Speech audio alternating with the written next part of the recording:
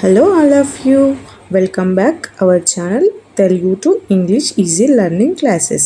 ఈరోజు మనం ఈ వీడియోలో మనం పిల్లలతో రోజు చాలా సెంటెన్సెస్ మాట్లాడుతూ ఉంటాం కదా, అవి ఎలా మాట్లాడాలి అనేది ఈరోజు చూద్దాం. ప్రతిరోజు పిల్లలు లేవగానే మనం పళ్ళు తోముకో అని చెప్తాం కదా, అది ఇంగ్లీష్లో ఎలా చెప్పాలో చూద్దాం. బ్రష్ చేసావా? Did you brush? Did you brush? Brush చేసావా అని ఇలా అడుగుతాము. ఎగ్జాంపుల్, ఒకవేళ పళ్ళు తోమావా లేదా అని అడగాలనుకున్నప్పుడు example, did you brush your teeth or not? Did you brush your teeth or not అంటే పళ్ళు తోముకున్నావా లేదా అని అర్థం. ద నెక్స్ట్ ఎగ్జాంపుల్, ఒకవేళ బ్రష్ చేసావా లేదా అని అడగాలనుకున్నప్పుడు is brushing done or not? Is brushing done or not?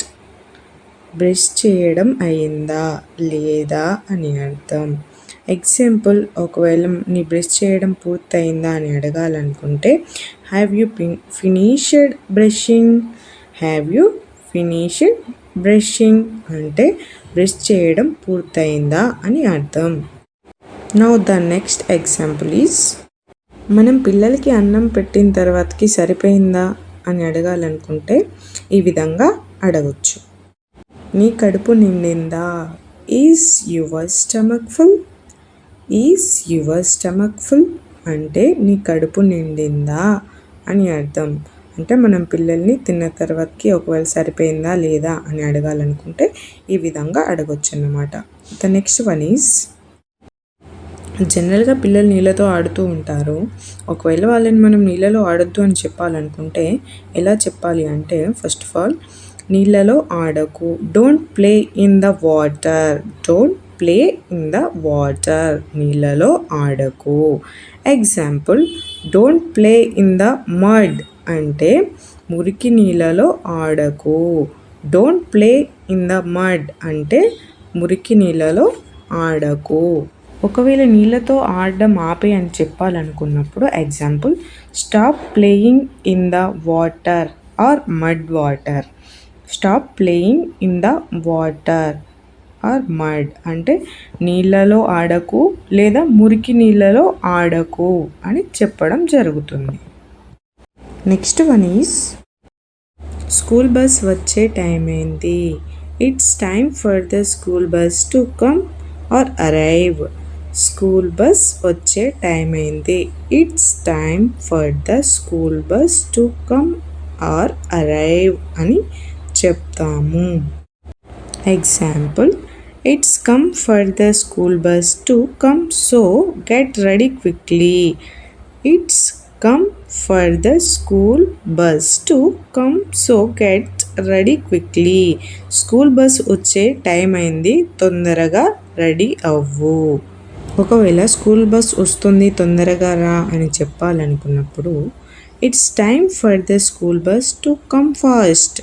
It's time for the school bus to come fast అంటే స్కూల్ బస్ వచ్చేస్తుంది, నువ్వు తొందరగా రా అని అర్థం.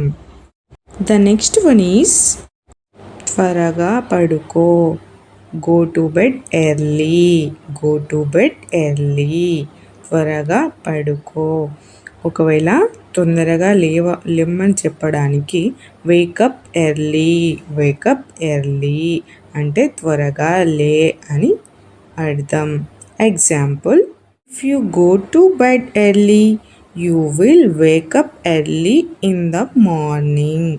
If you go to bed early you will wake up early in the morning అంటే నువ్వు తొందరగా వెళ్ళి పడుకో, మళ్ళీ తొందరగా మార్నింగ్ లేవచ్చు. నెక్స్ట్ ఎగ్జాంపుల్ ఈజ్, వర్షంలో తడవకు. Don't get wet in the rain. Don't get wet in the rain వర్షంలో తడవకు అని అర్థం. Example, if you get wet in the rain you will catch a cold. If you get wet in the rain you will catch a cold అంటే వర్షంలో తడవడం వల్ల నీకు జలుబు అవుతుంది అని అర్థం. The next example is, shirt వేసుకో, wear your shirt, put on your shirt, wear your shirt, put on your shirt. రెండింటికి ఒకే అర్థం షర్ట్ వేసుకో అని. Example, she is putting on her shoes. She is putting on her shoes అంటే ఆమె shoes వేసుకుంది అని అర్థం వస్తుంది. షూస్ వేసుకోవడాన్ని పుట్టింగ్ అంటాము.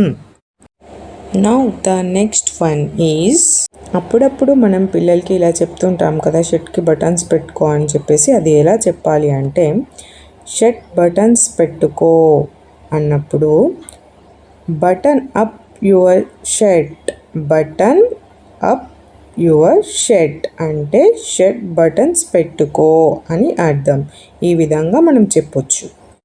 నెక్స్ట్ వన్ ఈజ్, మనం పిల్లల్ని దిగు అని చెప్తుంటాం కదా, అది ఎలా చెప్పాలి అంటే, కిందకి దిగు, గెట్ డౌన్, కిందకి దిగు, గెట్ డౌన్.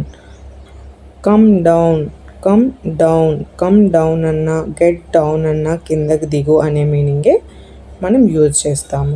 గెట్ డౌన్ అంటే కిందకి దిగు అని అర్థం. ద నెక్స్ట్ వన్ ఈజ్, మనం జనరల్గా పిల్లలకి స్కూల్కి వెళ్ళిన తర్వాతకి నో క్లాసెస్, జాగ్రత్తగా విను అని చెప్తుంటాం కదా, దాన్ని ఎలా చెప్పాలి అనేది ఇప్పుడు చూద్దాం. జాగ్రత్తగా విను, లిసన్ కేర్ఫుల్లీ, లిసన్ కేర్ఫుల్లీ, జాగ్రత్తగా విను. Example, listen to the teacher carefully, listen to the teacher carefully అంటే టీచర్ చెప్పింది జాగ్రత్తగా విను అని అర్థం. Now the next one is, చక్కగా నేర్చుకో, లెర్న్ వెల్, చక్కగా నేర్చుకో, లెర్న్ వెల్ అంటే చక్కగా నేర్చుకో అని అర్థం. స్టడీ వెల్, మంచిగా చదువు, బాగా చదువు, study well. Example, learn all the subjects are lessons well, లెర్న్ all the subjects are lessons వెల్ అంటే అన్ని సబ్జెక్ట్స్ని చక్కగా నేర్చుకో అని అర్థం. Now the next one is, బద్ధకంగా ఉండకు, don't be lazy, don't be lazy. ఈ రోజుకి మన క్లాస్ కంప్లీట్ అయింది. ఈ క్లాస్ ఎంతో కొంతవరకు మీకు యూజ్ అవుతుంది అని అనుకుంటున్నాను. ఇంకా మరెన్నో మంచి మంచి క్లాసెస్ కోసం మన ఛానల్ని లైక్ చేయండి, షేర్ చేయండి.